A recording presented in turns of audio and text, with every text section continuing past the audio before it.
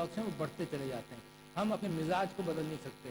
آنے والی دنیا جتنی تیزی سے ترقی کر رہی ہے اس کو سمجھ نہیں سکتے. اور مسلمانوں میں یہ کثر زیادہ رہی ہے. جیسے مسلمان نے زوال شروع ہوا مسلمانوں کا، جو ڈارک ایجز مسلمانوں پر آئیں، اس کے اندر سب سے پہلے علم کی رکاوٹ شروع ہوئی. اور ان کی رکاوٹ اس گھبراہٹ سے شروع ہوئی کہ پتہ نہیں یہ کیا کر دے گا ہمارے ساتھ.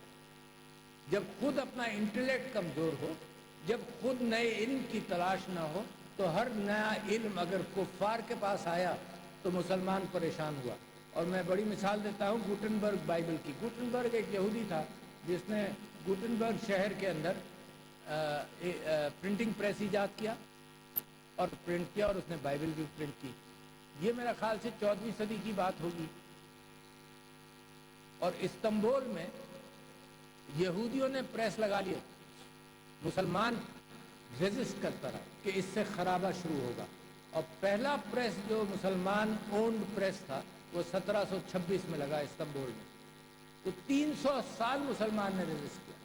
آپ اپنی تاریخ کو مت بھولیے. سر سید احمد خان نے 1857 کی جنگ آزادی کے بعد مسلمانوں سے کہا علم حاصل کرو، پڑھو. اور آج کا پاکستان آپ کو یاد دلا دو، کچھ فگرز ہیں. 100% of the children in India go to primary schools. 100%. اور ریجن کے اندر 98% سے کوئی کم نہیں ہے. 99 پر سری لنکا ہے، 98 پر بنگلہ دیش ہے شاید. پاکستان میں 68% children go to primary schools. میں کر کیا رہا ہوں، آپ کر کیا رہے ہیں اس ملک کے ساتھ؟ بغیر علم کے کوئی ملک ترقی کرتا ہے؟